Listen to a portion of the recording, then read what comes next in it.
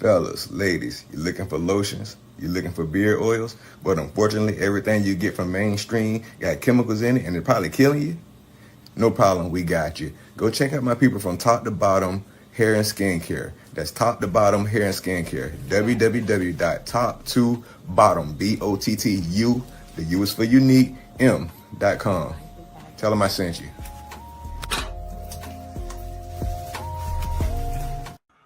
Hello, everybody. How y'all doing? How you doing? Welcome to Firearms Friday. If you're coming on the live, please hit the like button. Please hit the subscribe button. Subscribe to the Fat-tacular Show, and Ron's opinion don't matter.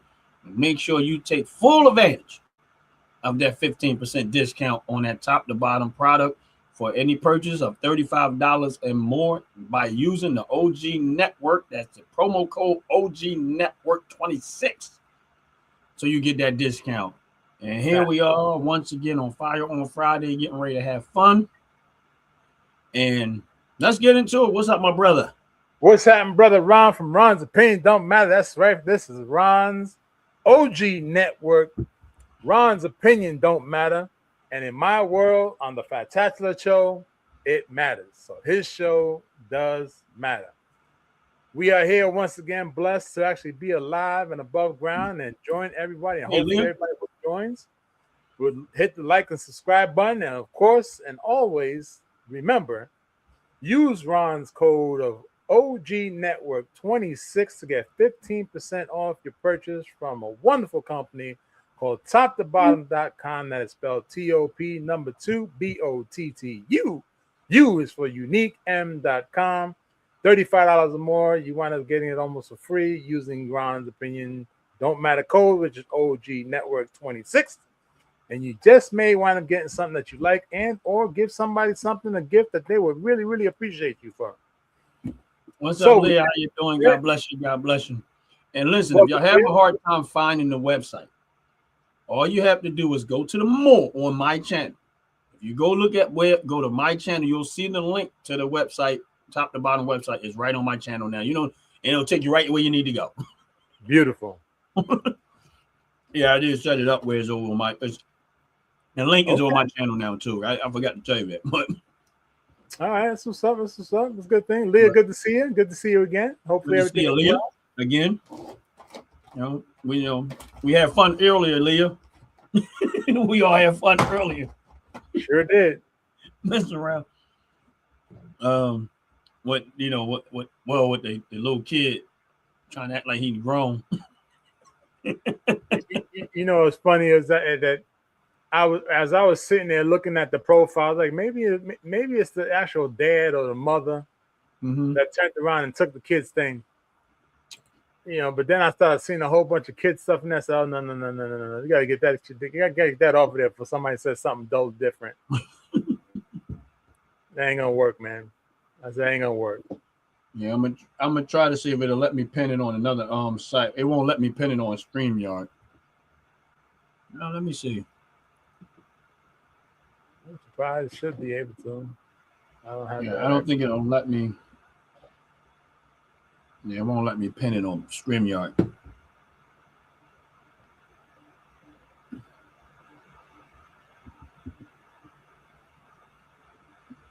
Yeah, StreamYard won't let you pin it for some reason. All right. Well, we'll repost it. I know for sure I'll do it later on. I don't know what's up with that, but I don't know why StreamYard don't let you do that. But it is what it is. Yeah, the kid was crazy. Damn.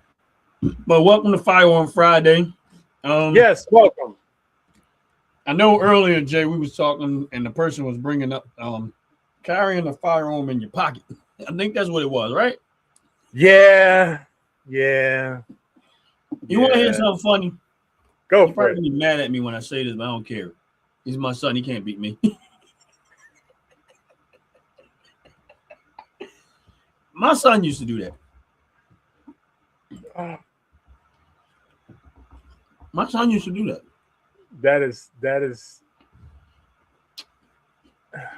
That has to be the most stupid way to carry a firearm. Stupid. And I always say to him, I said, why do you have your firearm in your pocket? Now, backtrack a little bit. if you're a person that carries firearms, it can be very uncomfortable. Very. Right. Depending on Right. where you at, everybody trying to figure out. I think that's the one thing that when you first started carrying firearms, you're trying to figure out a comfortable way to keep it with you. Yeah. And that's why I wanted to get into it, because I just thought about, like when I used to try to carry it, and when you're a rookie at it and you really don't know nobody. And I'm thinking about when I was a rookie and I really didn't know nobody. My first firearm was at Ruger American, which is not a small firearm.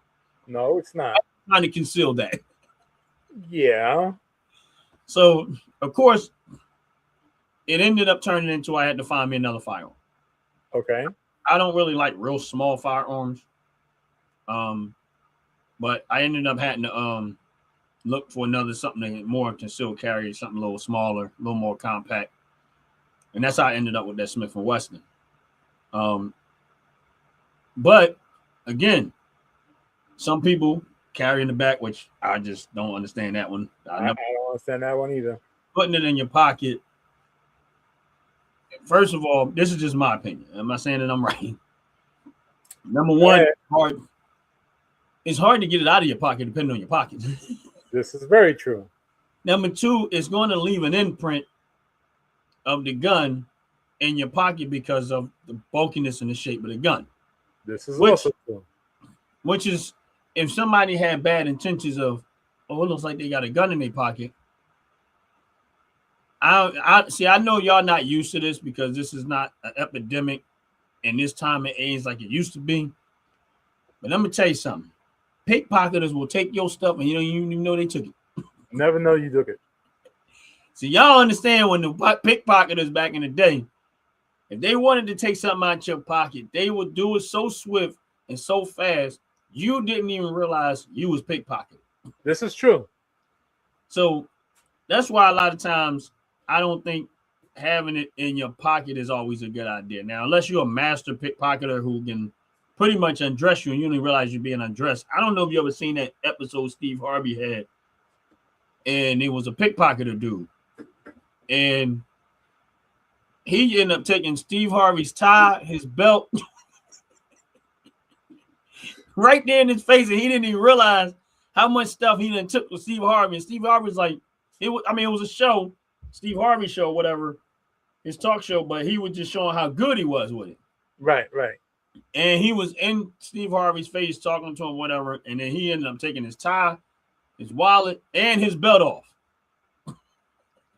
And Steve Harvey didn't even realize it. That's real bad.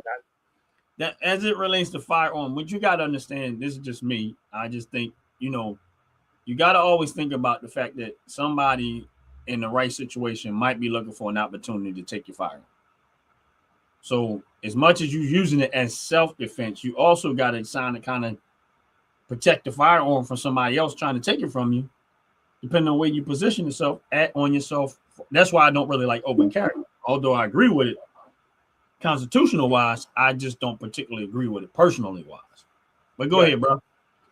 Well, I want to piggyback off a couple of things you said there, but I'm going to focus on one thing mainly.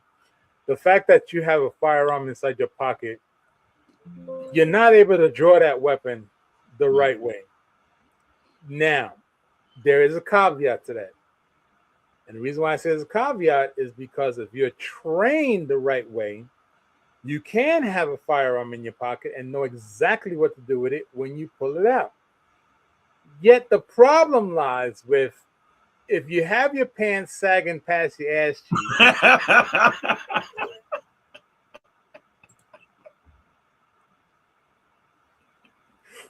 or your pants are so damn tight that it's squeezing your butt cheeks together to squeeze that your fart can't even get out, there's a heavy chance that you're not even going, no matter how much training you got, you're not going to get that pistol out of your pocket.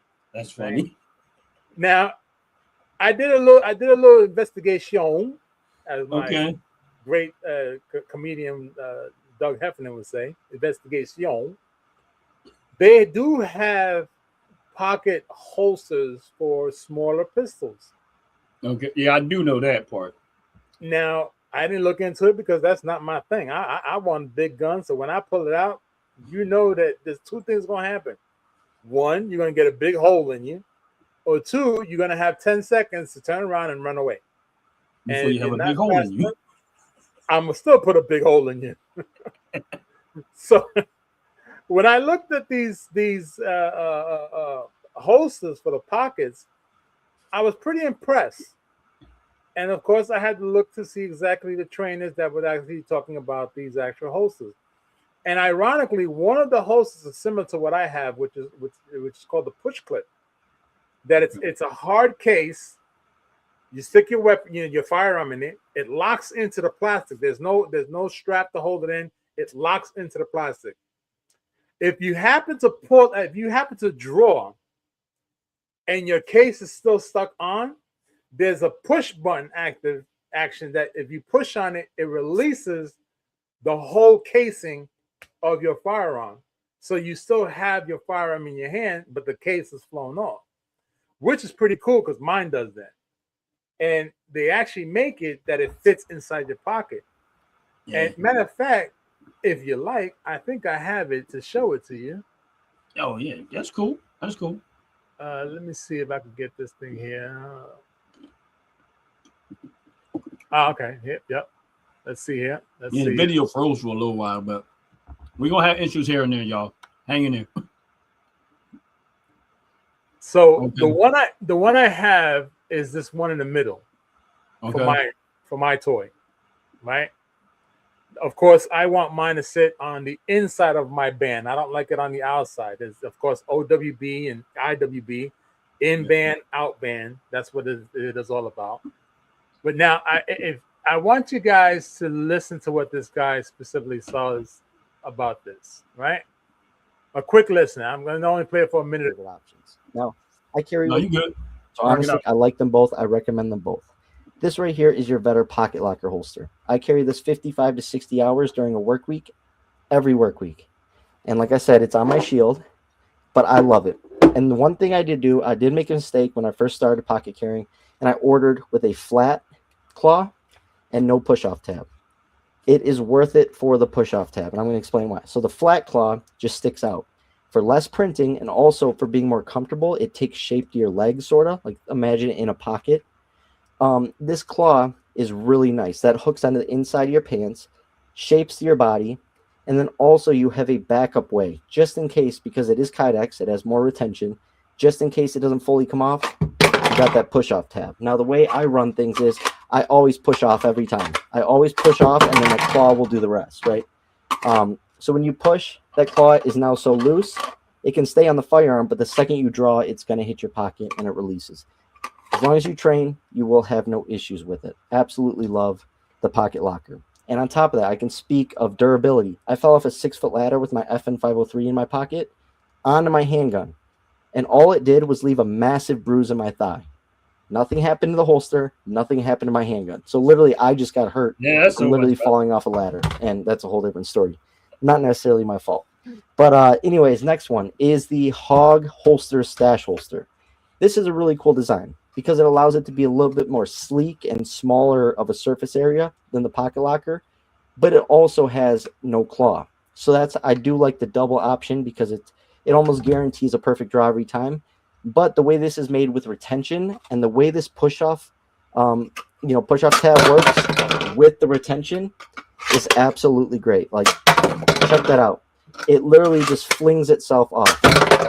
Now we can do it again right here with that 40 or that Ruger LCP Max. Yeah. I mean, with force, it's insane. So both of them work good. You do have to practice it though. The best way to practice is obviously just drawing with some snap caps or something. It's really easy to push down, when you're pulling out, and that is key. I would like to see them add a little claw. Maybe not make a massive one, but just shoot a little claw out right there. Just an extra bit of surface area that can hook onto to ensure a good draw. But I love these because they're minimal, they're very thin, and they still are Kydex, so nothing in the world will ever make its way into your trigger guard, accidentally compressing that trigger and causing an accidental discharge or negligent discharge.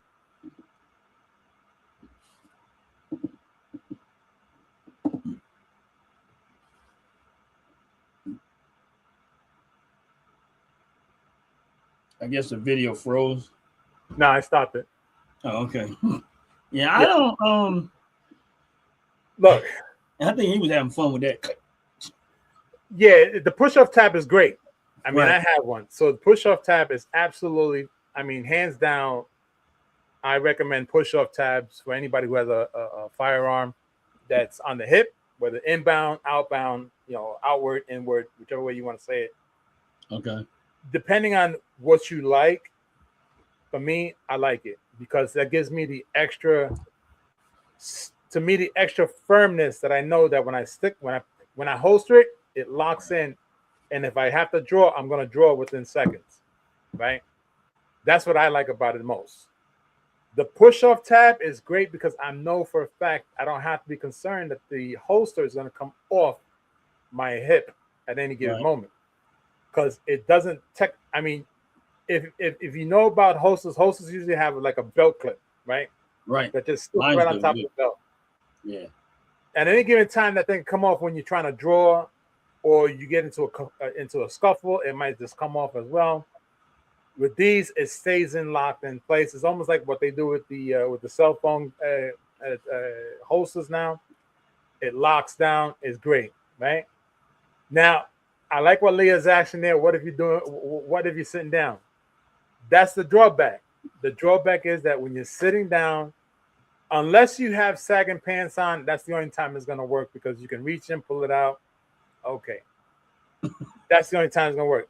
Even down to you heard the guy, he's an instructor for weapons, and you heard him. He turned around. He said he fell off a ladder, bruised up his leg pretty bad. I mean, do you want to take that chance? I prefer for the whole thing to come out. I mean, honestly, I don't even want to be limping because now the limp is going to hinder the way you draw. So think about that. And of course, you got to really think about the size of the weapon that you're using. Now we're talking anywhere between 22 to 308 to maybe a snub nose 38. I mean, Maybe. think about it. It's my host and my fiance hangers.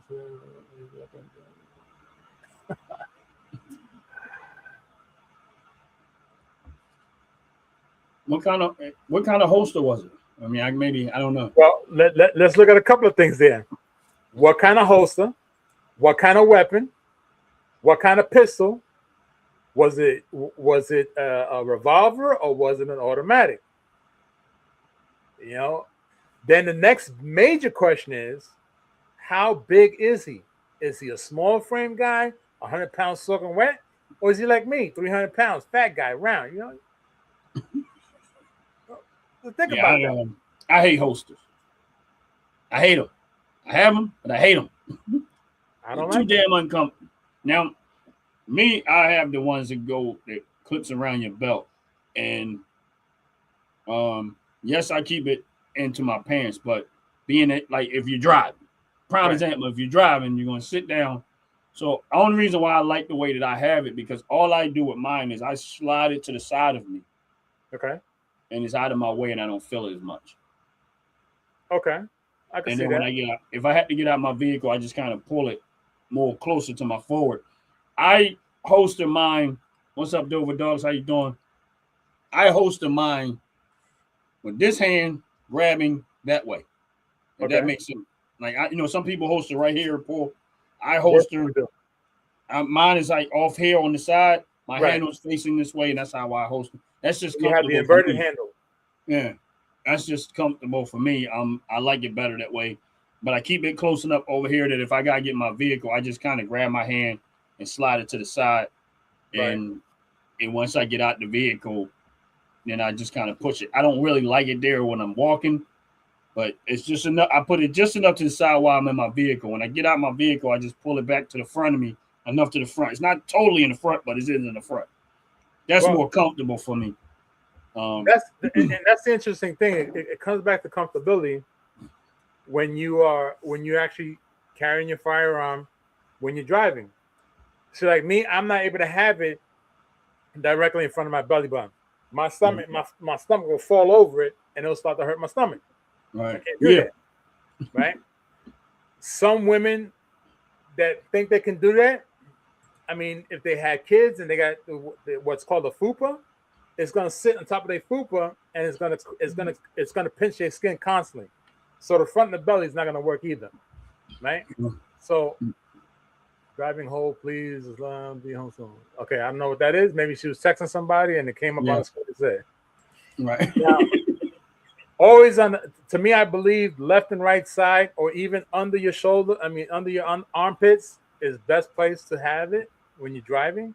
If you're constantly driving, from experience, okay, let me try it this way. Go ahead. If you are a ride share driver, even as they say you're not supposed to carry it, the laws have become a little bit more looser with that. So just think about the way you're sitting, Ron, and you're driving your car. You would prefer to have it under your right underarm. Yeah. Someone sitting behind you, right? Yeah. That's common sense. Yeah. But you don't want it to be shown. You want to make sure that it hugs your body. Right. So as a driver, I think if you're constantly driving, whether you're driving truck or you're driving semis or rigs, whatever they want, aka rigs, having it under your underarms is a whole lot better than having it on your hip. Yeah. Inbound, outbound, it doesn't matter. Under your armpits is the best place for it because it's a lot more comfortable. Yes, you can reach for it a lot faster. It's comfortable. Facts. Right. Now, if you are a person that gets in the, you're driving now and then yeah, you might want to look into, like I think if you remember the Red Phoenix, she's phenomenal with this garter belt holster that wraps around your belly. Okay, right. Her husband has one too, so they have it literally sitting on their lower ribs or on the side of their stomachs. But then again, neither one of them got stomachs, so it's kind of hard to say stomach. They have it underneath their ribs. Me, a fat guy, and anybody who understands this, my stomach is my freaking holster. Depending on where I put it.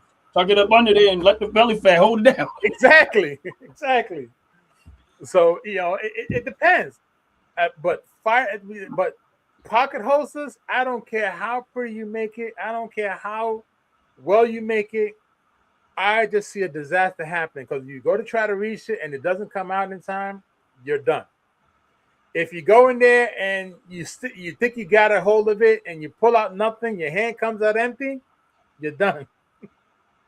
You try to get in there before the next person does, your timing is a whole lot slower, you're done. Yeah. So I disagree with pocket holsters. So the person that threw that phase out there that's earlier today, unfortunately, they don't probably know about it yet. The weapon or firearm inside your pocket is the worst thing ever. Just think about it. This for anybody who thinks about this right now. Think about you taking your cell phone, which is 6.8 inches if you have one that big, or smaller. Take your average iPhone is maybe about 6 inches. Right. And you stick that in your front pocket. How fast can you get to that phone? And you got to count 1,000, 2, 1,000, 3, 1,000. By the whole time you take it out, just think about how many seconds it took you to get that dang thing out your pocket. Right. Or even simplified. Watch this. It's raining heavily, and you forgot your umbrella, and you're running from the front door of your car to the front door of your house. What's up, Mike? Mike, what's up? Thanks for joining. Thanks for stopping on by. Think about that moment that you're frantic trying to get the keys out your pocket and you're fumbling to get the keys out. So think about the same thing. You have your firearm inside your pocket. You're in a situation and you're fumbling to get to your firearm. The chance of you actually being successful is looking really dim. Now, question. Since we on that, the holster aspect, this is kind of an extension of that. Go for it. One in the chamber, no. Definitely. If you ain't got one in the chamber, you don't need a firearm. Period. Just ask, wonder. Like, I'm be honest with you, and this is just for me and I think if you're a person that are not well trained or well prepared or really understand firearms, I would suggest maybe not until you get to that point where you're comfortable. when I first got my firearm, I used to didn't carry one in the chamber. The reason why is because I did not have a full understanding of a lot of was, people don't understand a lot of guns nowadays are drop safe. Guys are drop safe. If you drop them, they're not going to go off. Right. But when I first bought my firearm, I did not know that. So me being cautious, I stayed away from doing certain things. Once I got more comfortable with handling the firearm, understanding the functionalities of it, then I understood more. And it was, okay, yeah. Because in a self-defense situation, that extra step, you don't want to have to do. Right. So I agree with, my point is, I agree with you. You should have one in the chamber. Right. But for somebody who's not 100% familiar or comfortable, until you get to that point, I personally would probably say maybe not. Well, to piggyback on what you're saying, yeah, I would tell a person who's new to firearms never even to carry it until they are 100% comfortable. Very 100% comfortable. Because it makes no sense to carry it. Because if you cannot use it effectively, then why carry it? Well, I was definitely, I knew how to use it, but I didn't understand that if I dropped it, would it go off or not? Now, don't get me wrong. I agree with you. I agree you should have one in the chamber. This is just how I was thinking back then, was being aware of what's going on around me. Right. If I see anything that looks a little weird, then I'm going to already just go back and put one in there before that happens. You know what I mean? Okay. That was just my thought on it. But at some point, I still don't want to take that extra step. Like, honestly speaking, you got to think about it like this. From a self-defense situation, if you don't have one in the chamber, that means you got the rack to gut. That's right. If you also have a gun to have a safety on, you got the safety on, that's another step. That's also correct. And that ain't got nothing to do with the fact that you still got to draw the gun to it and point it in the position in which you might have to actually use it. This is also correct. Right. So those are 3 steps. 1, 2, 3. And it don't mean you're going to do them that fast. This is also very, very true. Right. So if I have bad intentions, right, and let's say I'm 10 feet away from you, I'm already there. I'm there in less than 3 seconds. Right. I'm up on you in 3 seconds. Right. You're not going to have 3 seconds to do that. Right.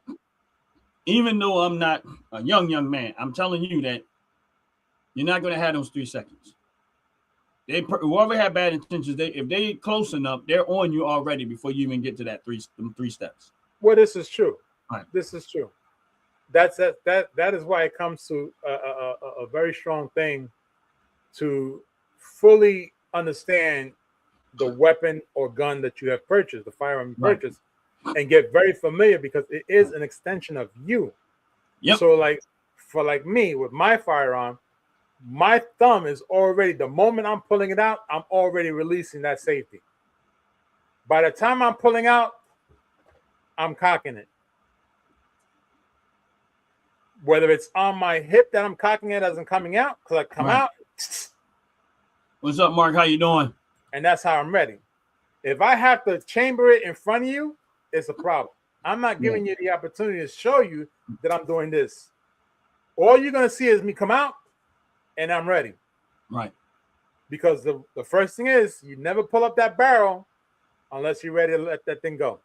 Exactly. You ain't ready, don't point at anything you ain't ready to shoot. Exactly. So I'm going to pull out, or rather unholster. Right. Trigger, safety, all in one motion. Right. So, and unfortunately, many people don't think like that. Yeah, exactly. And here's the thing. That's why understanding your firearm, if you have a firearm, understand your firearm, the fire functionalities of it, and practice, draw practice. All of those things are factors that hopefully you never had to use it, but you should have some practice. The thing that I do like about the Smith & Wesson one that I have is that indicator that's on the top of it. Okay. Because the indicator on the top of the Smith & Wesson one that I have, it lets you know that there's one in the chamber or not, because there's a little piece that sticks up. And I think you might even have the same firearms, so you might know what I'm talking about. I know. It has a little piece that if it's one in the chamber, it'll stick up. Yep. So it lets you know, even by hand feel, if you just happen to feel it, like you know there's one already in the chamber. Right. If you know, like me, a lot depending on where I'm at, I always have to pop my clip out, clear out my gun, depending on where I'm at and what's going on around me. Like if I'm home or something like that, and I know are like kids around, and I'm like, okay, I got to dismantle stuff, Right. or whatever. But keeping that's the reason why I actually liked that gun, because it was like I already know just by feeling it. Oh yeah, by psychologically, I still have one in the chamber. Right. Right. You know what I'm saying? I agree with it. I agree with having one in the chamber. I just some people don't because they're not comfortable with it. Now it depends on the circumstances. Like depending on where I'm at. If I feel like I'm in a threat, definitely if I feel like I'm in a situation where it's more likely things could happen. Right. And then some, I mean, but then there's sometimes like, let's say I'm at an event and I do have my stuff with me, but it's, you know, family members, kids and stuff like that. Sometimes I will like spin off somewhere and take it out the chamber and put it there because I'm just not, because I'm around a lot of kids and stuff, and you know, a lot going on, kids walking up, you know, touching you and hey, oh, boy, that's a... Right. Right. So sometimes I will switch it up because of that reason, but it's rare. Okay, let me answer this question because Yeah. you said something interesting there. Now we both can agree. I believe we both agree to having one in the chamber. Yeah. So, what do you believe? Do you believe you should have a full mag or one in the mag? Full mag.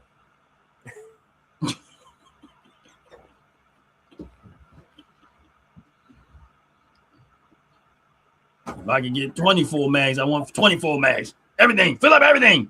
Anything. Put it in the chamber. Full mag. Everything. Give me everything full. Oh my goodness gracious! I've done the opposite. I've actually put one in the chamber, one in the mag. Yeah.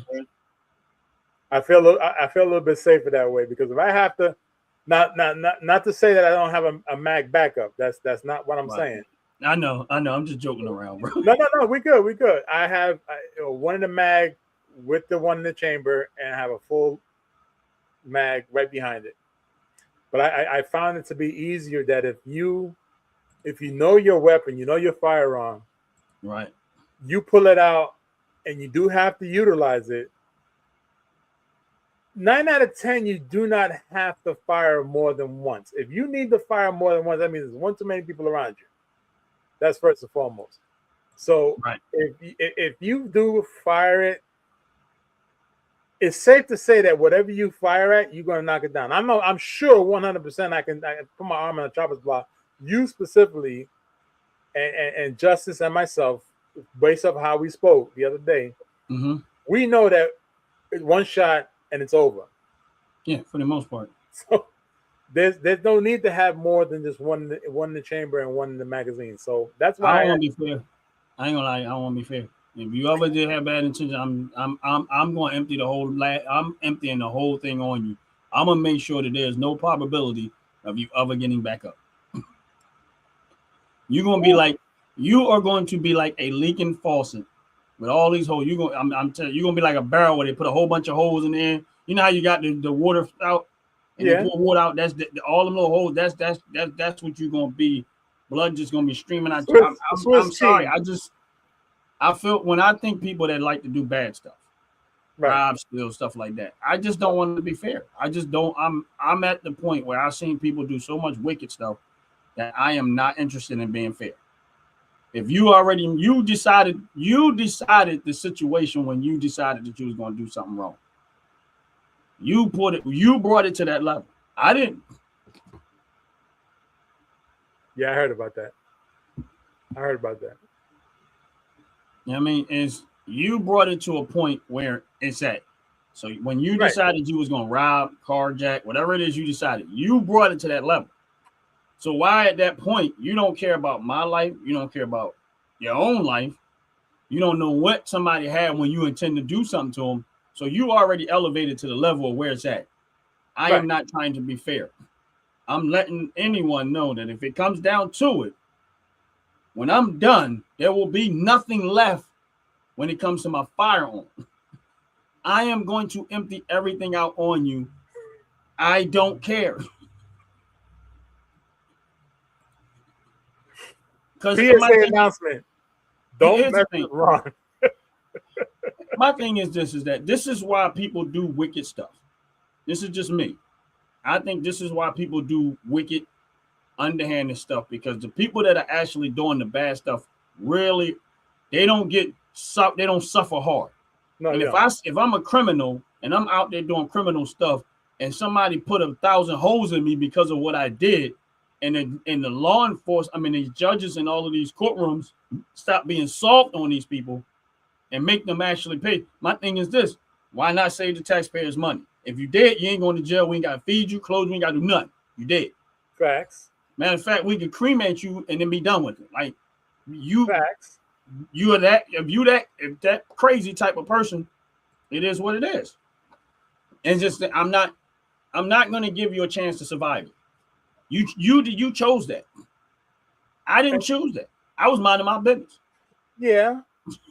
And that's why again, when we talk about laws are created to hinder the law-abiding citizen, right? That's one of those situations, because of course, I can tell you for a fact, in the state of New Jersey, state of New York, if you are a law enforcement officer, whether it's corrections, whether it's a court bailiff, whether it's a sheriff, doesn't matter. If you got a firearm, you cannot use that firearm to protect your home. You cannot use any firearm to protect your home. That's why you shouldn't vote for criminals to be in office. Because here's the thing: if I'm a criminal, and let's say I'm a criminal and I'm the mayor, right? I want to be able to get away with robbing you and stealing from you. And if my buddies and my cronies are criminal minded too, I want them to be able to get away with it. But I also want to make sure they have the best opportunity to do it and survive it, because I'm going to write laws to make sure that the citizens can't protect themselves from the criminals who are my buddies and homies and my cliques. So if one of my buddies who I know rob and steal, I'm going to write a law that says the citizens don't have the right to have this and don't have the right to have that, and put them under the stress of the law. They already know that my buddies and criminals, they're not going to care. So y'all can go rob and steal whoever y'all want to. And in the courtroom and the mayor, we all going to make sure you're good. We're going to make sure you might do a little bit of time, but you're going to get back out there and you're going to steal some more. Make sure you bring me some of them goods too. That's exactly what it is. And y'all think these politicians care about y'all. Most of them don't. There might be a handful. When I say a handful, a small portion of them that are actually trying to do the right thing. But the vast majority of them, nah. They started out right, but there's something went wrong. Well, now I see that they say there's a statement up there on the chat about tactical pocket reloads are boss. Now, it goes back again. If you can do it within 3 seconds, then we're going to say it's boss. If you cannot do it within 3 seconds, then it ain't boss. Real simple. Well, every year it doesn't get worse. It just gets more exposed. It depends on where you at.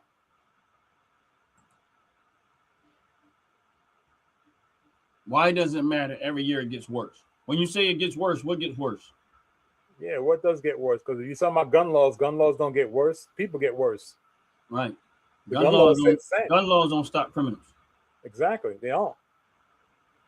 Right now, from what I was reading, the law has become a little bit less stringent on a legal gun owner that's traveling. Because it used to be that you had to keep your firearm in a box inside the trunk, and you going through states that may or may not be crime-ridden states. And by the time you get out the driver's seat to get to the trunk to open up the case, to pull out your weapon, to reload, you're done.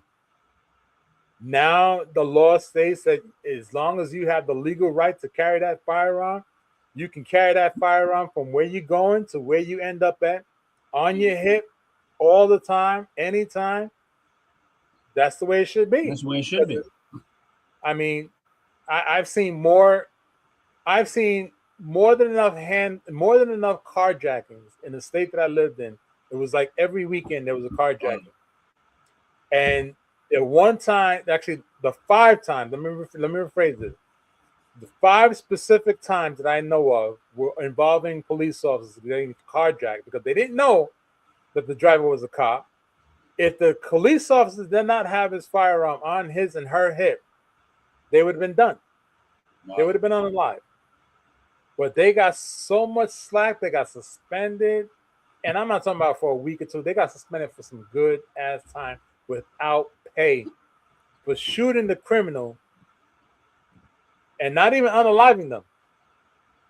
So it's ridiculous in a lot of states. A lot of states are ridiculous. If you give up your car, do you keep your life? Well, no. My thing is this. If someone decides to carjack you with a firearm, they already have intentions of taking your life. I'm going to say 50-50. Here's the thing. I'm not trying to figure out whether they are or not. If you already decided that this is what I mean by that. If you already decided to try to carjack me and I got access to my weapon and I'm going to be able, I'm not trying to figure out what your intentions are. I know what your intentions are. You already decided the moment. Before you decided, here's the thing. This is the part, the idiotic stuff that what people were saying. Oh, just give up your car. Why?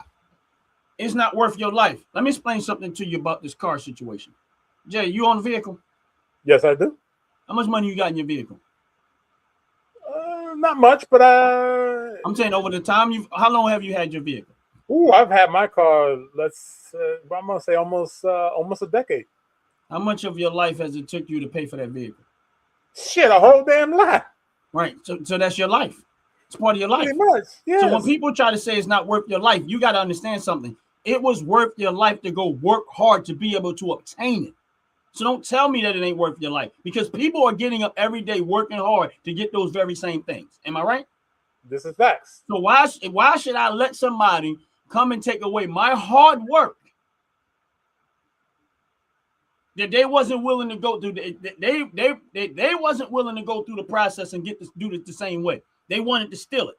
They wanted to take it. So my thing is this: I'm not in the business of being fair. I am going to unload everything on you if you decide that moment. My thing is this: don't carjack. That's how you solve that problem.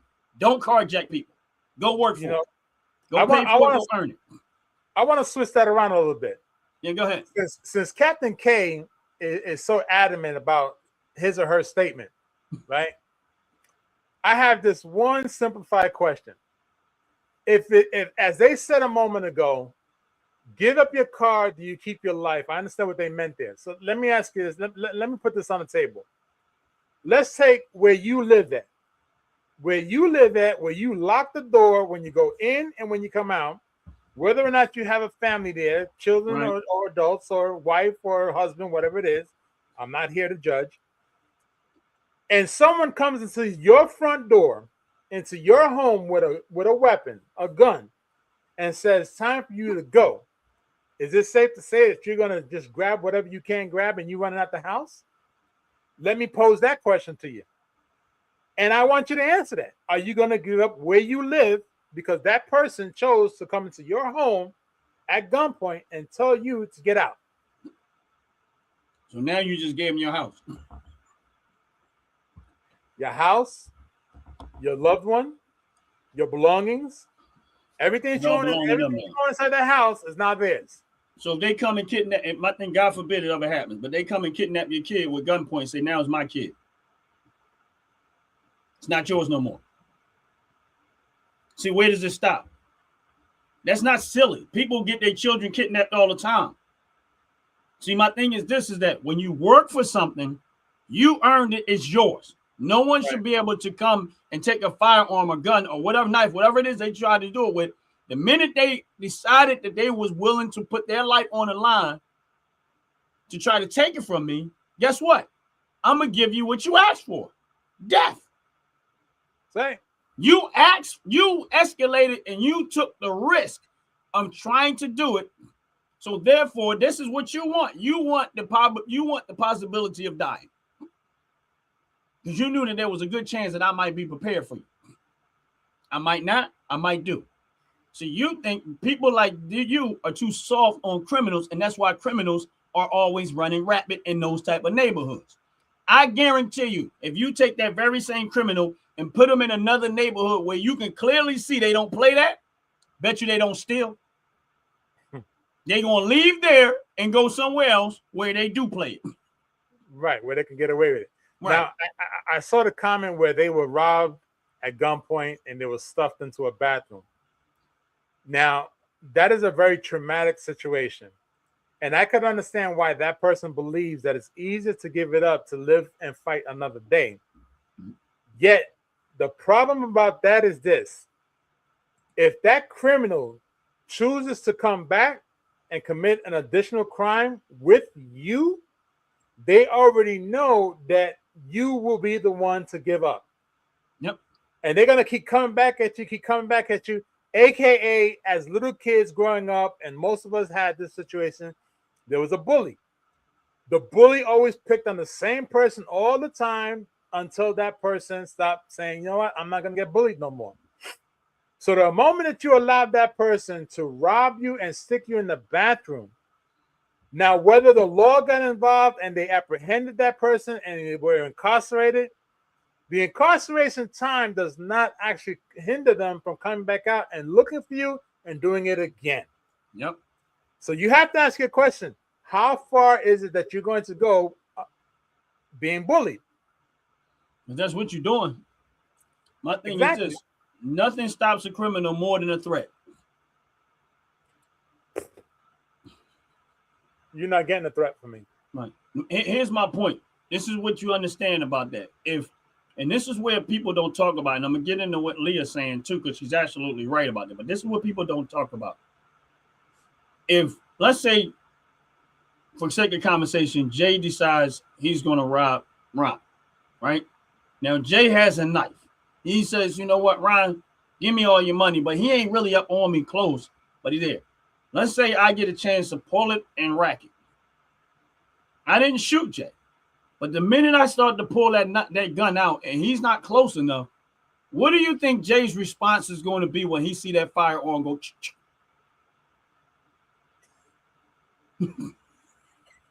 He's going to say, uh-oh, I picked the wrong person.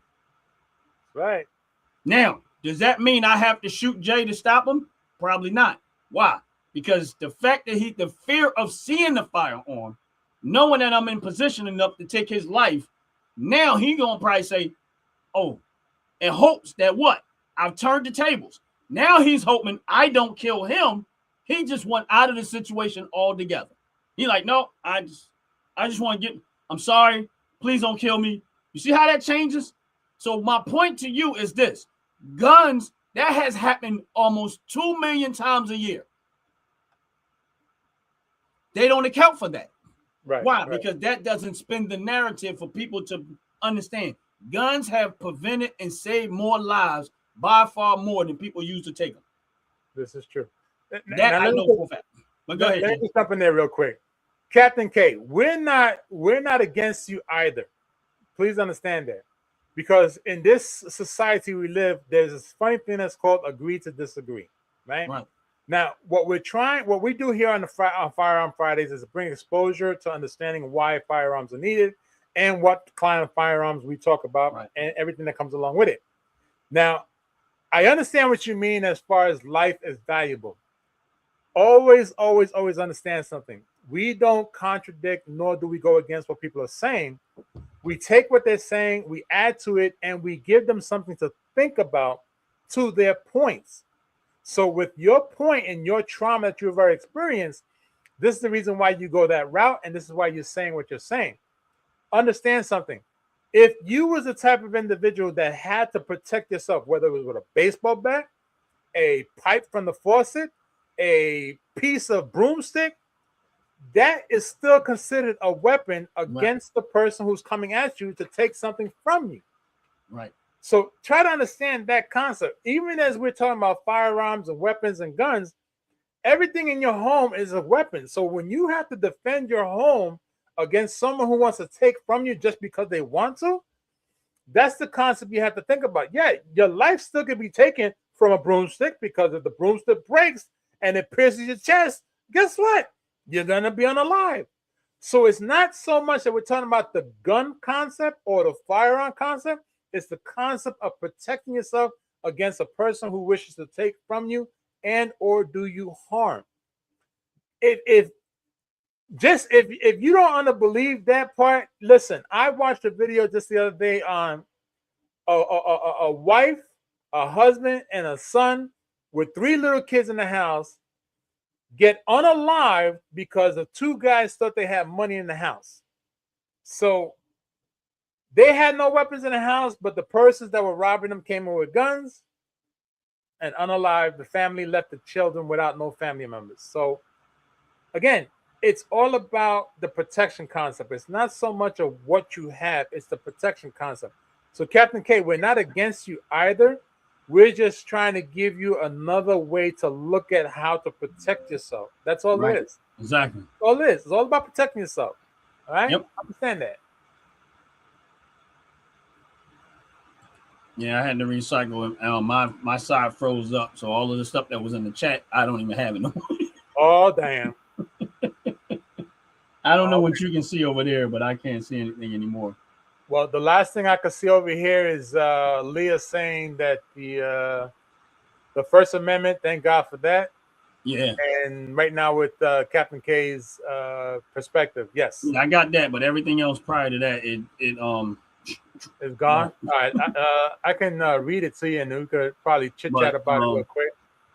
Just to kind of spin off of what you were saying, Jay, with it's not that we're not coming at you. What we're trying to give you is a different perspective. And when you say it, you believe that all lives matter, you got to understand something.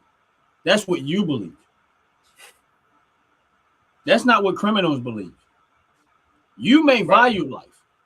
Criminals don't. They don't. Evil people don't. So even though you may value life and you don't have the intention of taking someone else's life, in the moment that is their life or your life, which life are you going to value the most? Theirs or yours? They already decided that your life don't matter because they come to you. You didn't go to them to try to do nothing wrong. You didn't go to them to try to steal anything, rob them, or take anything. They came to you and they decided with the moment. So they already decided that your life don't matter. So that's why we're saying what we're saying is that when someone, if you have to value your life more than someone else value your life. And when they decide to come take something from you or rob you or take from you, even though you value life, like I value life, I don't want to see nobody die. I don't want to see nobody get hurt. I second that. But I also understand the world that I live in. A lot of people don't care. They don't value life like that. That's why it's so easy for them to take something from somebody, rob somebody, steal from somebody, and kill them in the process. Even though there are a lot of times you've given up everything and they still murdered and killed the people. So that's why you are your best protection against yourself. The police department can't protect you. They're not going to be there in the moment. That the law enforcement, as much as they would love to be there in the moment, they're not going to be there in the moment. No criminal in the process of trying to rob or take from you is going to turn around and say, before I do what I'm going to do to you, go ahead and pick up that phone and call 911 and we'll wait till they get here before I do what I'm going to do. Then that's not going to happen. Nope. So that's why you are your own protection. And we're not coming at you. What we're trying to give you, why we all ended up where we are. I grew up in the hood, in a tough neighborhood. I know full well what things happen and how they happen. And I know the mentality of the people that do this type of stuff. And guess what? It only gets worse. They start out, it might be a candy bar in the store and they got away with it. Yep. Eventually, it starts to escalate into more stuff. Now they're stealing pocketbooks, trying to steal credit cards. Now they carjacking. The scale they keep testing the level of the scale. And I'm not saying every single one, but that's what a lot of times that's what happens. And eventually you're going to be the victim of that. And that's why, and it's unfortunate that you went through what you went through. But in reality of it is that I guarantee you that in the moment that happened, there was probably moments where you may have had a chance that if you could have had something to protect yourself, it could have went differently. Captain K is coming up with some good points afterwards, but I like to pinpoint what Leah had put up, where she says, "I hate when people." Can you pull that one? Okay. I hate when people say if you shoot someone for trying to steal. I like the way she put it. I hate when people say if you shoot someone for trying to steal your whatever you value that more than human life. No. When they tried to take it from me, they valued that thing more than, and that's the point. And that was the Because point. if you value your life, then why are they attempting to take your life by taking the property that you own? Right. Because their intention is there. Their intention is if you fight back, they are forced to take your life. So therefore, you have to take their life before they take yours. Because if life is more valuable, then it's necessary to do that. And if we go back to many, many moons ago, there was this thing that's called stoning, right? You caught stealing, you got stoned. There's a reason for that, right? So let's try to understand that. He said no. He said times are. He said no. Times are hard. He has mouths to feed. Hold on, Ron. I got to get in that one. I want to get. Let me get in that one. So the person that robbed you at gunpoint said to you, had the decency, because I'm gonna play devil's advocate here, had the decency to say, "I have mouth to feed and times are hard." That is just telling you I'm a bully and I'm gonna take your little chum change. I'm gonna take your lunch money, and every time I see you, I'm gonna keep taking your lunch money. Because if that person had mouths to feed, they will not be trying to unalive another person at gunpoint. Because they already knew that the gun was going to intimidate you to give up whatever you have. Now, if you would have had a gun, and let's just say that gun was empty, there's a good chance that you would now hinder the family that he's trying to feed from being fed anyway. So this is why we say that the intention of a person that comes with malintent does not really care about what's happening in the background. They don't care what's happening. They're only living in that moment right there. They don't care about nothing else.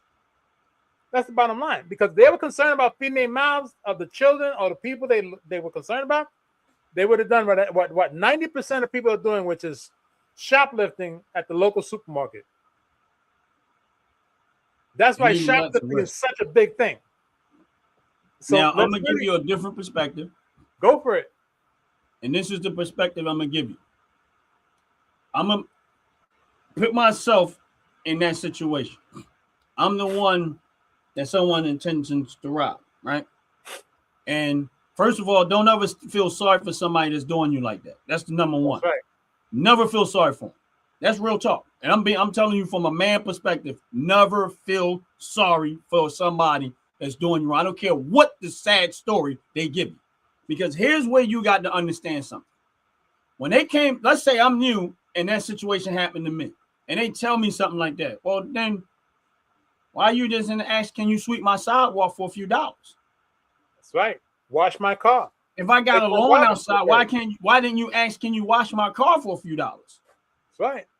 You're going to come in here and rob and take from me. Listen, why you didn't just say, listen, can I have your TV? Because I'm in the struggle. Can I have your TV? Why did they have to brutally put you in a bathroom and do all this other stuff? And now you feeling sorry for the person that did you dirty. Because they're telling you about, listen, criminals are not stupid. They know how to play on the compassion of people. Yep. And they're not telling you that because they want you to feel, they know what they're doing. They're artists at this. This is an art for them. Yep. They don't ever feel sorry for somebody that come to do you dirty and come take what you work hard to get. That is not your job to feel sorry for them. That's why I said, if you decide to do it to me, you already made a decision that my life and the things that I work hard for to provide for myself and my family, you don't care about that. You don't want to go to work. You don't want to earn it, because here's the thing. I have more respect for somebody standing out there with a cup begging for money and not stealing nothing from nobody, asking people to be willing to give them what they have, than I'll ever have for a criminal or a thief. Because a person on the street that don't have those bad intentions and all they out there doing is saying, can you help me out with a few dollars? at least they're not out there robbing and stealing somebody. That's right. Even they need to go to work. Don't get me wrong. I think they should go to work too. But I have more respect for them because they're not knocking people upside their head and trying to take it. They're asking for you to have a little compassion for them and voluntarily give up a little bit of your goods to them. Now, let me get 30 seconds in, Ron. You hit a good point there, and I want to piggyback off your point because I just read something that Captain K put up there. Captain K put up there, it was at a GameStop. I actually quit the job after. So that tells me that Captain K was working at a GameStop. Wow. Got robbed for his own belongings, but the person didn't take the money from the actual store. Those two things. Those two, no, they Captain K put up there, says it was at GameStop. I actually quit the job after.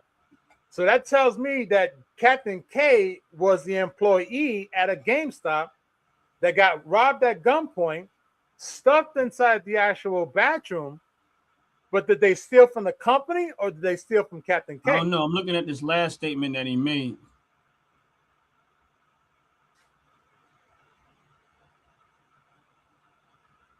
He said, and this is,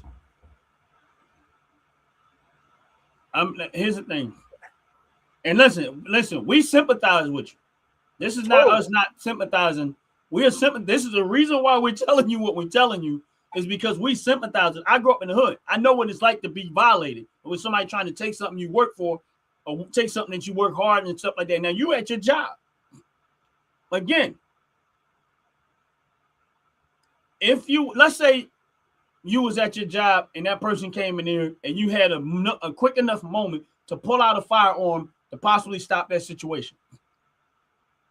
Now, here's the thing. You had to go quit your job and change your whole livelihood because of some idiot. And now it's traumatized the rest of the duration of his or her life. Right. So the traumatization that they are experiencing now moving forward has now altered the way they would socialize with other people and or choose where to live moving forward. So now their whole life imbalance is become unbalanced. Captain, over $300. I want to help you out. Lily, I want to help you out. And I'm going to tell you what, this is just a suggestion and I can't tell you what to do, but I want you to go look up Black Guns Matter. Right? I want you to go look up Black Guns Matter. And I want you, if you can, reach out to them and start taking their courses. Find out their courses with firearms, civics, and everything else. Have an open ear, an open heart, an open mind, and just find out what that. And I guarantee you that if you go there and you stay there long enough, you'll overcome that. You can overcome that. Now let me pick it back off of this another moment. I apologize, Ron, because this is something that's interesting when we're talking about Firearms Fridays. Here's a person that's been traumatized by being robbed. Here's a person that has now restructured their whole life based off of one traumatic situation. On top of that, the most important part is this. The person singled out that specific store and used the phrase, times are hard, I got mouths to feed. Why didn't they rob the grocery store? Why didn't they rob the supermarket? Why did they choose that one particular store? Now, I'm not saying that Captain K was a complete victim or targeted, because I know of people that worked at a Metro PCS that constantly got robbed at gunpoint. And it's because it's an easy target, because they know that they're not going to find anyone to go at them the same way. Right. This is why when Ron said before, criminals are much more smarter. They have no compassion towards another person because they're going to go where they know they can get away with things. Same way a pickpocket person. Pickpocket picks on a person who's not paying attention. Got earbuds, a headset on. They're going to go rob them, hit them over the head, and next thing you know, it's over. Old folks not paying attention. Yet you got to come across the right ones. They get hit over the head, they get robbed. Why they pick on them? Because they know they're easy targets. Easy targets are what most criminals go after. Right. They think twice when they're going to go after someone who may give them some type of challenge Yep, that's right. So it's all about you protecting yourself. And again, it's a terrible thing that you experienced that. Look, as a kid growing up, I got held. Look, I'm gonna tell you a funny story. As a kid, I got held up. I mean, I got robbed with an Afro pick. Okay, when I was growing up, Afro picks had metal little spikes. Those are the metal little spikes we used to cut, comb my hair. Yeah. The dude that robbed me for my gold chain took that Afro pick and stuck it in my throat. Now you talking about anywhere between 8 little pins or 10 little pins sticking in your throat. As a kid, you don't know the difference, right? But I could tell you after that, a month later, there was nobody robbing me at any given moment. I had to care what you had because when I reached in, there was something bigger than me coming out. But it's unfortunate. So I understand that. And please understand, we do understand your situation. We're not picking on you.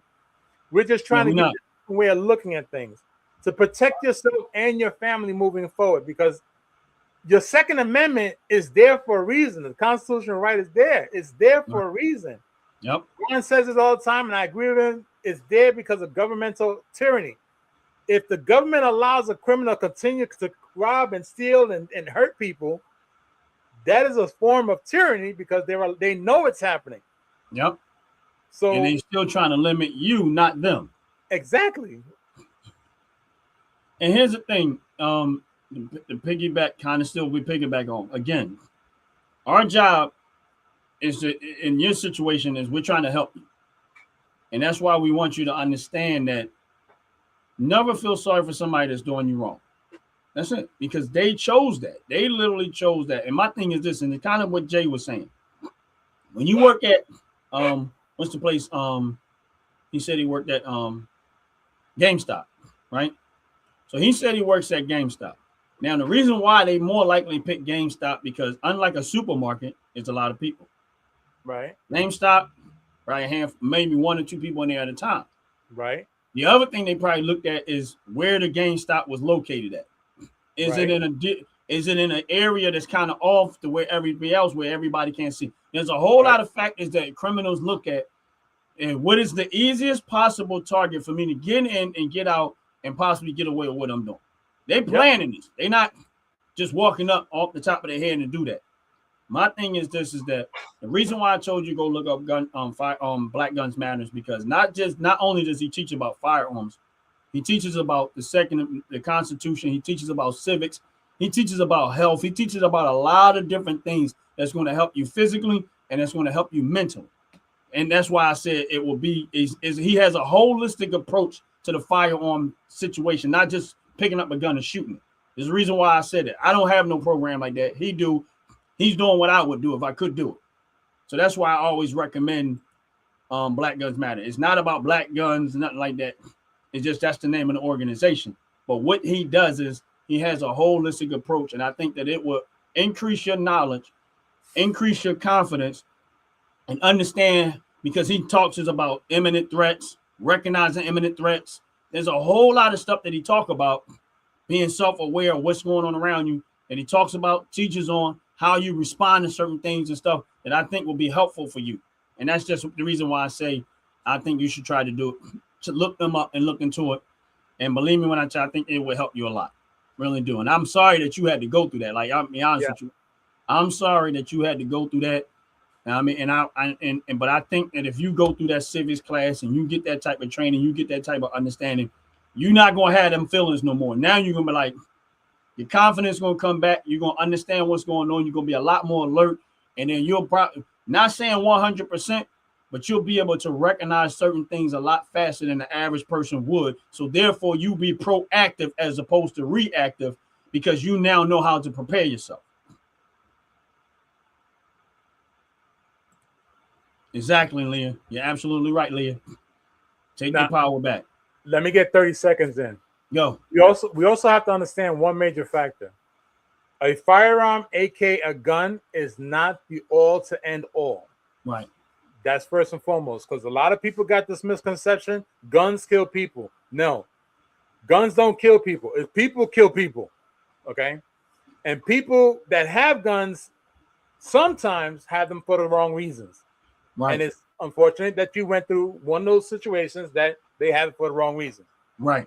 Now, this is why in many states and now within the constitutional law and the federal government, there's a lot of reversing behind gun ownership. Right. Because of situations like this. Because if we look at it medically, let's understand something. Captain K now has a trauma that would most likely run the duration of their life. Even if they were to do the opposite, let's hypothetically say that Captain K was that person like ourselves, Ron, yourself, myself, that does carry a firearm and unalive that person. That's still a trauma that they have to walk through life knowing that they unalive the person. It's not good. Yet, the bottom line is being a gun owner is learning how to defuse the situation before you need to actually draw your weapon. Yeah. Because 9 out of 10, the moment you draw, the next step is to unalive the person who's attempting to do some wrong. Right. That's why if you noticed before in the segment, Ron was pointing his hand downward.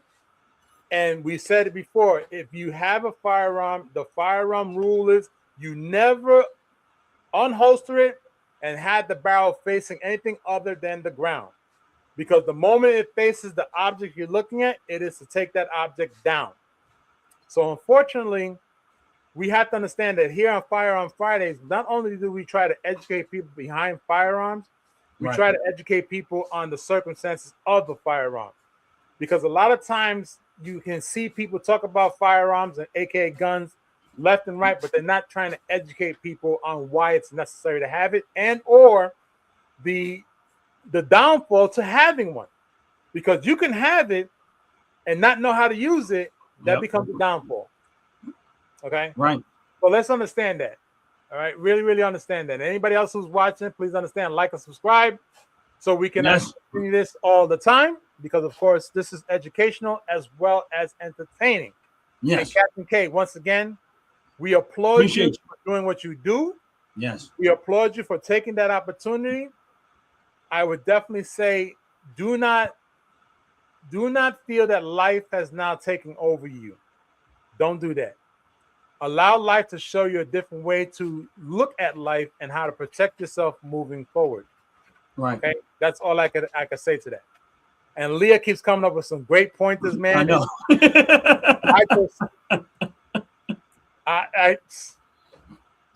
Trauma. Yeah. She hit me with that word, traumatized.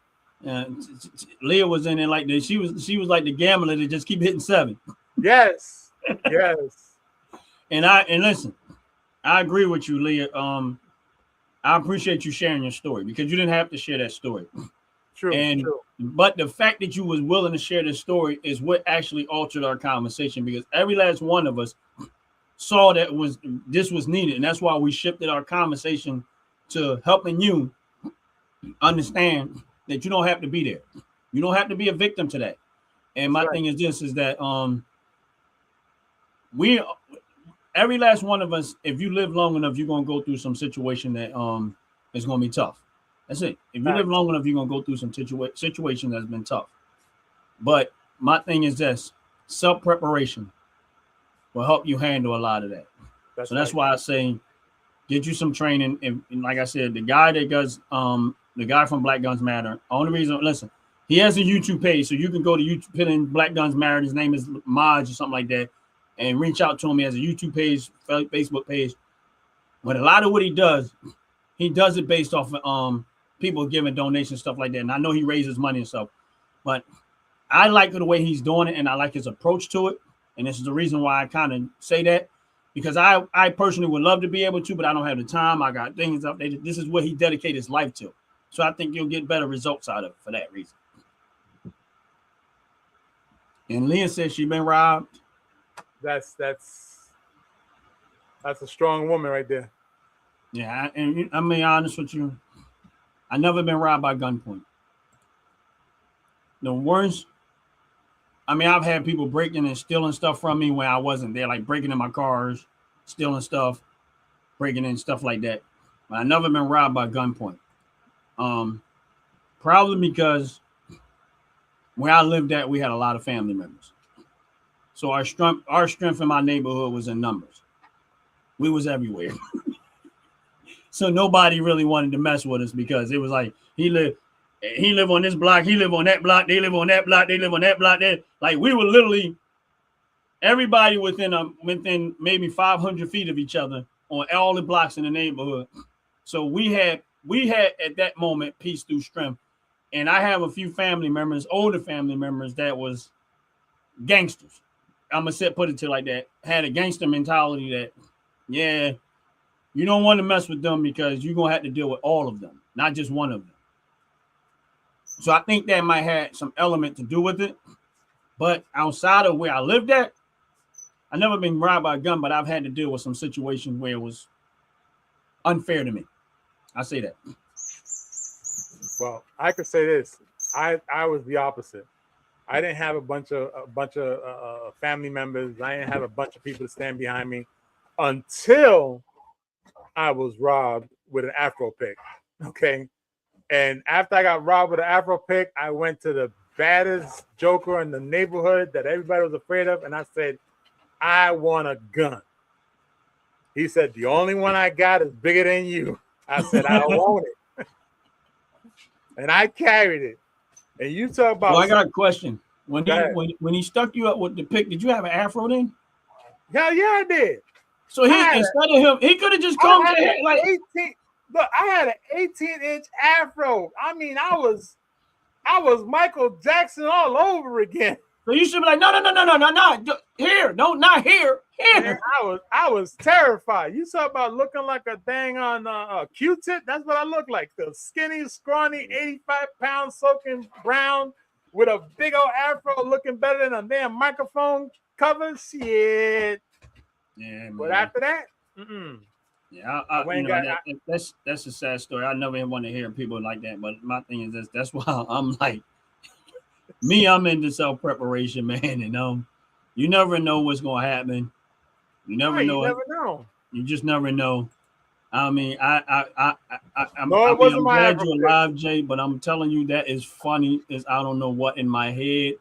All I keep thinking about is somebody walking. The reason why I asked you if you have Afro, I'm like, all you had to do was just not take it from here and go here. Like somebody walked up to me with a pick. I'm thinking they're about to comb my hair. Maybe it's out of places. And it was me. It was two other kids from the block, myself and my niece, inside an elevator in the building that I lived in, and the two other kids lived down the block. So my niece and I and two other kids were in the elevator with the guy that robbed me. And he robbed me because I was the tallest one out of all of them. Now, and I had to go chain on my neck. But there is a gun moment. I was actually in the vehicle when it was me. I was in the back seat of the van, but it was me, Anthony, Ant like the Bug, and actually his wife when she was alive. And I was in the back seat of the vehicle. And this is how ignorant people can be. And I might have told y'all this story before. We pull up at a stop sign, and there's two guys coming across the street, but they're walking like extremely slow, trying to be smart. Red sign. Right? So we all sitting there. Now I'm in the back seat of the van. It's a minivan, so they can't really see me. They can see Anthony and they can see his wife.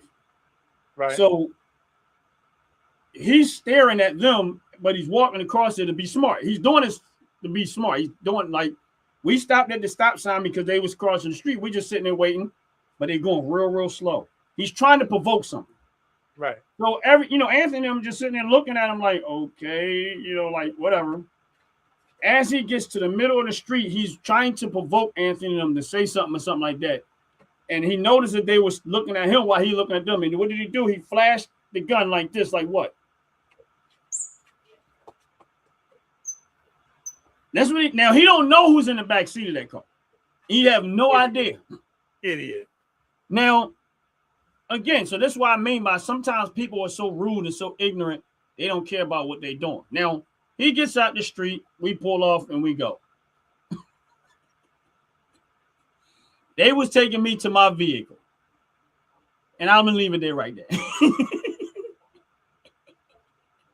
I'm gonna leave it. I'll never forget the first time someone did that same stupid shit to me. Just showed me the handle. Mm-hmm. And I said, and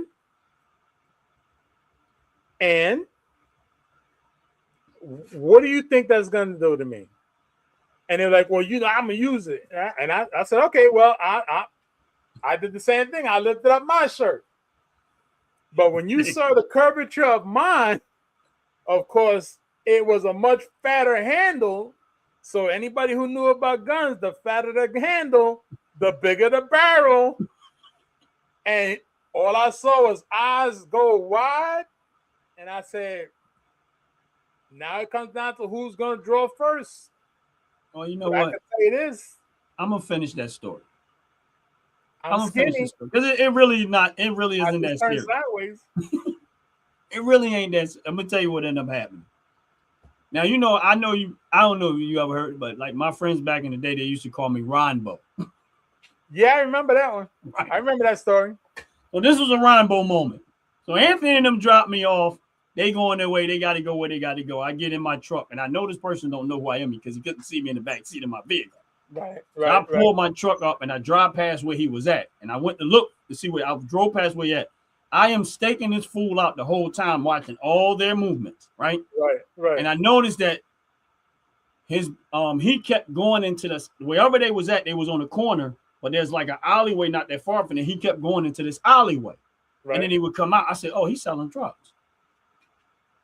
So I go to the other end of the block, and I slip down the alleyway, right?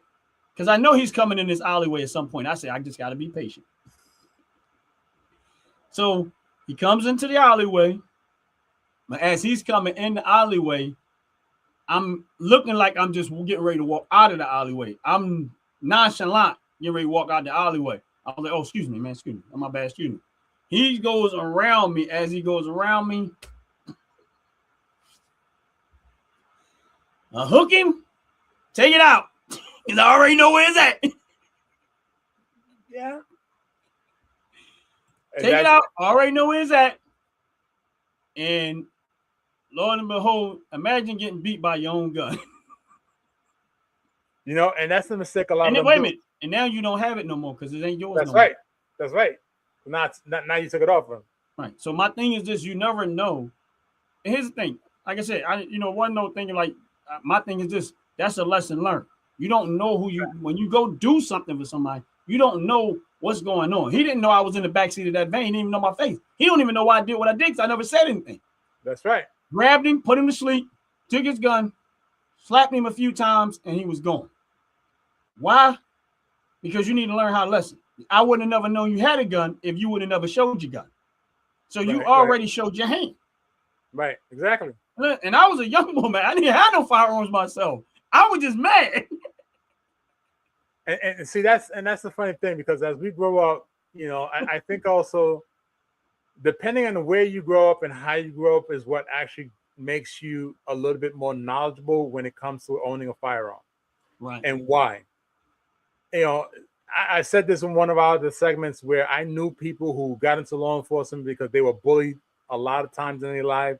Right. And the sense of having a firearm on their hip and legally owning one gave them a sense of power, which is the wrong thing to do, because that's the person who's unstable and will unalive a person with that firearm for no reason whatsoever. So that's dangerous. And the same token and vice versa, a person that has a firearm that does want to do a harm and wants to continue doing harm with the firearm and not get in trouble with it because the law allows them to keep getting away with it. Because one of the biggest things that I realized, and I'm talking about understanding law in more than 12 states that I've visited, how is it possible that a person can stand in a courtroom and apologize for unaliving a person and do the bare minimum of time where they're still allowed to come back on the streets even though they took a person's life? That is the part where it comes back to how government tyranny, quoting you, John, right, government tyranny works. Because if you take a person's life and you turn around and openly say, it was a mistake, I did wrong, I apologize, I'm apologetic, blah, blah, blah, drop a couple of tears, and then you back out in the street in 10 years versus the entire duration of your life. Right. Those are the laws that are created to hinder the law-abiding citizen, because of course now you still put that person that's the victim in a traumatic situation, and that person that committed the crime is back on the street to do it again to someone else. Yep. And they're just going to keep doing it over and over and over again. So when we talk about laws, it is a there it goes again. Here she goes again. Hitting again. No. Look, I'm going to switch the subject real quick. And I like how she said, then carried by 6. It depends on the style of revolver that you're carrying that has 6.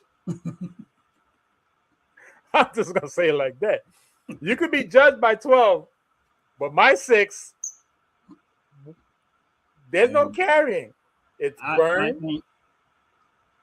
I just don't, like I said, you know what I mean? If you know, and like you said, if you sit in a courtroom and there's 12 people judging whether you guilty or not, as opposed to 6 people hauling you away in a casket because you thought, people listen, people don't care about what they do. Criminals don't care. Right. That's why you call them criminals. And people were nice, we wouldn't need prisons. If people was behaved, we wouldn't be calling them criminals, and we wouldn't have prisons and places to store them at until they get to. My thing is this: we have become too soft on criminals, way too soft, and this is why the crime goes out of there. I'm going to put it to you like this, and this is one of my last things. I know we're going to be here to get off. If you look at the crime stats, because you notice how Trump has been a lot harder going in there, all the crime stats across the board has dropped dramatically. Right. Why? Because they know that they're not playing that. It ain't that simple no more. Right. You know what I'm saying? And I'm not saying we don't have a crime issue, but my point is, if you're harder on criminals and you put them under the idea of they're going to be in jail, they're not going to be pampered no more, a lot of them would change their ways because they don't want that problem. This is true. The other thing is criminals know that the Trump administration has scaled back all of these hindrances for people to obtain firearms. So they're being met with a lot more firearms with people having them than they used to. Right. Now they have to make this, and I don't know it. Everybody got guns now. I don't want no problem. Why? Because everybody's obtaining firearms and they ready for it. This is why you have them. One of the reasons, not the total. The biggest reason is tyranny, government tyranny, but the byproduct of is that you have the right to protect yourself from against government tyranny and criminal tyranny. But that's just my point there. I know we get ready to get up out of here, but I just wanted to make that point. Right. Hold on. There's one thing I wanted to, because I was trying to remember the sheriff that turned around and told everybody, if you come into our town, I don't know if you remember. Yeah, I actually have a short on my channel about it. I found it. I found it. I just want to share this. I think it was Canada that said that stupid stuff. I want to share this. I gotta share this, Ron. I gotta share this. All right, and I apologize to anyone who gets offended by it. But guess what? It is what it is. You know, it is what it is. Man. What it is. It is what it is. Let me know. I'm ready. Let me be very clear about that. If you block an intersection or a roadway in Brevard County, you are going to jail. If you flee arrest, you're going to go to jail tired because we are going to run you down and put you in jail. If you try to mob rule a car in Brevard County, gathering around it, refusing to let the driver leave, in our county, you're most likely going to get run over and dragged across the street. If you spit on us, you're going to the hospital and in jail. If you hit one of us, you're going to the hospital and jail and most likely get bitten by one of our big, beautiful dogs that we have. If you throw a brick, a firebomb, or point a gun at one of our deputies, we will be notifying your family where to collect your remains at, because we will kill you graveyard dead. We're not going to play.